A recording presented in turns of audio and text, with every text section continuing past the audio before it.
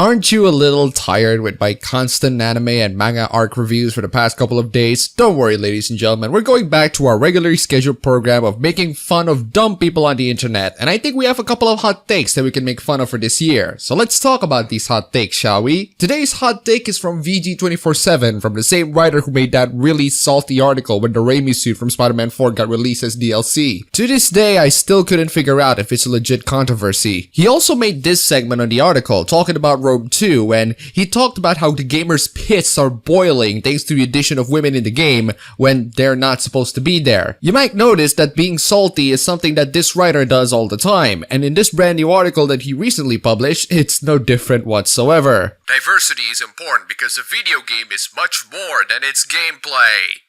Oh boy, writer. Oh me, oh man, oh me. We're gonna do this again. We're gonna talk about how being noticed by the video game industry senpai would make you feel more worthy and accepted as a human being. We're gonna talk about how striving for diversity to have your self-worth confirmed by the rest of the humanity is something that would make you sleep better at night. I've talked about this endlessly, writer, and this goal gets more and more pathetic as time went on, so please entertain me with your garbage arguments. Video games are crafted from so many parts, it's difficult to pin down exactly where the game exists. Alright, writer, I'm gonna call Reggie to make this easier for you. The game is fun. If it's not fun, why bother? Fun is one of the most universal concepts that makes video game to be profitable, successful, and loved by many. There are games that deviate from that concept, sure, but it's quite rare for those games to be as successful as the actually fun ones. Anyway, I'm interrupting you, let's carry on. Interactive entertainment is getting increasingly complex, and the goals of their creators are more varied than ever. Simply being fun often isn't enough. And there you have it, guys. Simply being fun often isn't enough. Just to highlight how entitled these people can be, it needs to be much more than being fun. I just want my video games to be fun, but then you people pop in to change the landscape. Multicultural teams work together to create virtual places that elicit various emotions as we explore their strange universes and inhabit personalities different from our own. And how exactly does that matter in the grand scheme of things? While we sometimes play games for the pure joy of interacting with something on the screen, we also want to be transported to another place. We want to visit new worlds and want to step into the shoes of something we can never be, to wear different masks even for a little while. There's no limit to where video games can take us. I want you guys to note this paragraph. Despite the writer acknowledging one of the things that makes video games fun and entertaining, I bet that he's gonna say something along the lines of, unless those shoes or masks that we wore are people that I have arbitrary prejudice towards, like straight white men. Despite this hunger for more diversity within our stories and experiences, there are still people who push back, pointing to the days when gameplay was king. But what even does that word mean? For me, gameplay means all the interactive parts, the running, jumping, driving, and shooting. It means the verbs. If a writer from a video game outlet just went out and actually said, "What does gameplay even mean?" you're in big trouble, lads. Imagine if a computer tech website actually has a journalist who said, "What is this benchmark thing that you guys keep doing?" Or a car website who said, "What does MPH even stands for? Is that the brand new children's cartoon, My Pony Hose?" Recently, Battlefield 5 came under criticism from some circles to Recently, writer, that's from last year. And despite the controversy being from last year, you still somehow managed to get it wrong. Recently, Battlefield 5 came under criticism from some circles to its inclusion of female soldiers. While people are fine with gameplay mechanics that contradict the historical settings, respawning, killing helmet-clad soldiers with a single headbutt, there's been criticism of the inclusion of women. Why? Because for some, there's no tangible gameplay benefit. Oh, you ideologues, always misrepresenting what people are complaining about on Battlefield 5's historically inauthentic women. You don't want to have an actually honest discussion, you just want to call people salty because they don't like your World War II fanfiction. Good for you, writer, because we ain't buying that game either. According to those people, the women break the illusion more than enemy magically spawning on a squad mate. To them, women are a pointless addition, and spawning on a squad mate just increases the tempo of combat and is there to support the gameplay. The thing is, if something exists in a game, it exists for the players. I don't know, Ryder. These players expected a historically authentic World War II setting and you gave them women in the front lines, which doesn't happen in the majority of World War II battlefields. Oh, but so are enemies magically spawning on a squad mate. They're not the same, Ryder. Spawning squad mates isn't historically authentic, but at least you can hide it. And we're not asking the game to be 100% historically accurate. Missing the point again, even after a year. Women want to feel represented in their hobby. It gives them more enjoyment than playing as a man. For a lot of men, playing as a woman gives them a break from the norm, in which we've come to accept a white man as our default protagonist.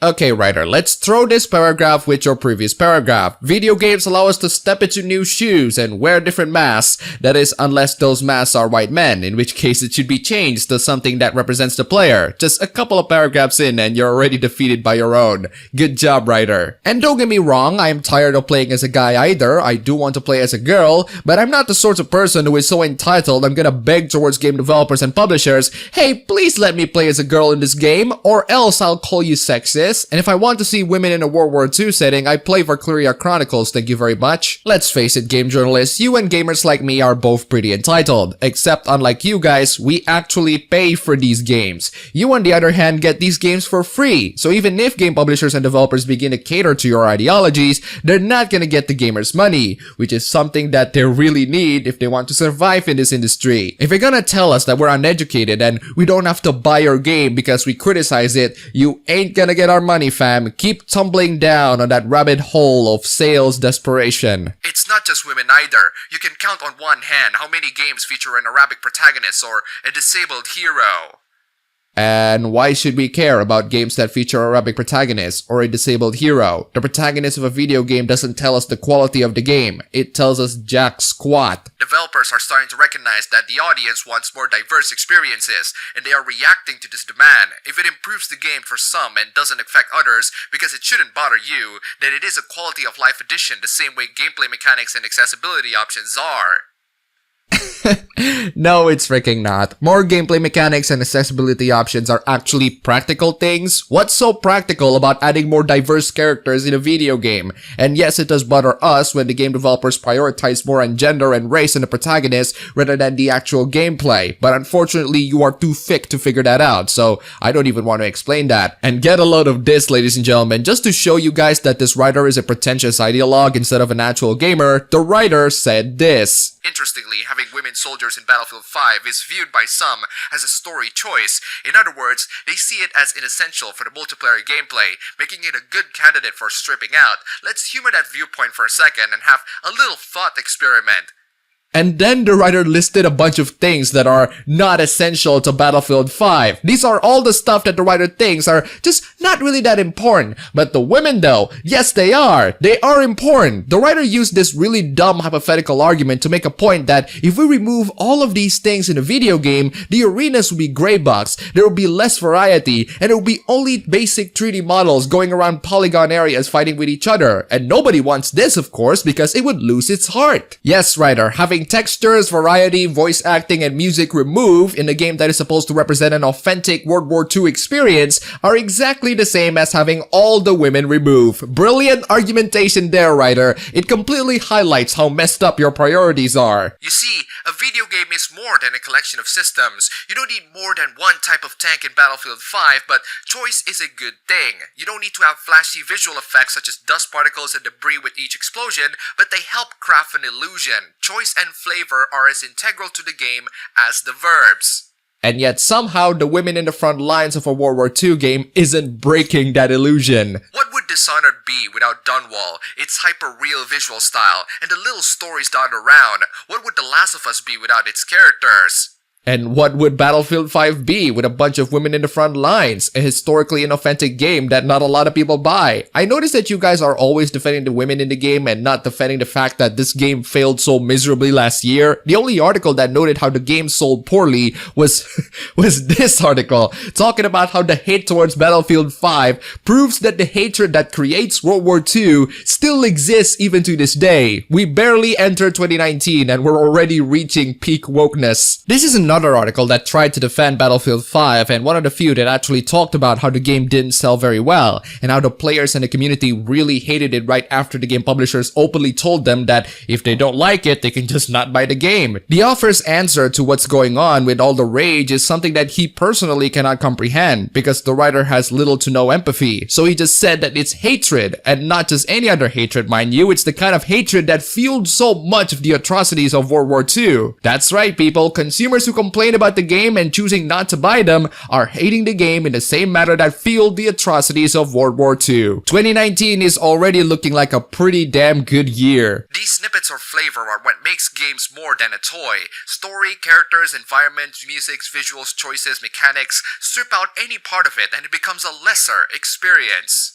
Geez, thank you, writer, for saying that story, characters, environments, music, visuals, choices, and mechanics are important to make the gameplay fun. I still won't buy Battlefield 5, and I still think the addition of women in there are dumb. Can we leave Battlefield 5 in 2018? Its current year. The writer then continues on with hammering this completely irrelevant argument that actually works against the writer's point, rather than supporting it, because what the writer talks about are actually essential things, not women in the front lines in the majority of battles in World War II. I'm gonna wait for you to keep hammering that point until you get into the actual discussion at hand. You know what? Might as well play an ad while we're at it. A truly historically accurate World War II experience wouldn't make a fun video game. That game would give you one life, delete itself after you died, and you would be forced to play it.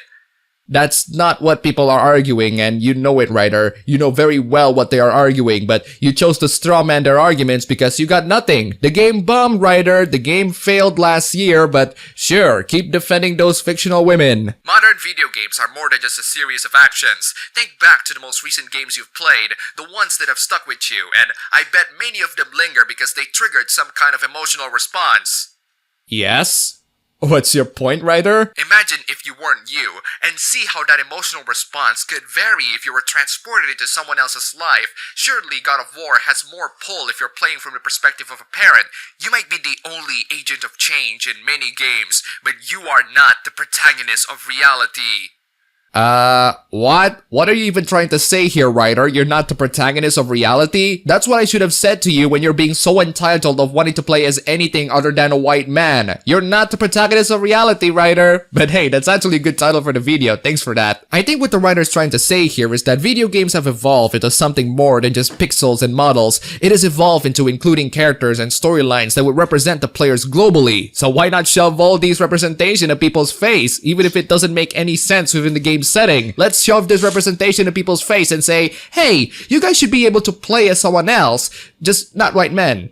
Oh no, not those. Now more than ever, we need games to let us be someone we're not. We need to spend a little while in someone else's skin. Let's start 2019 with a little more empathy.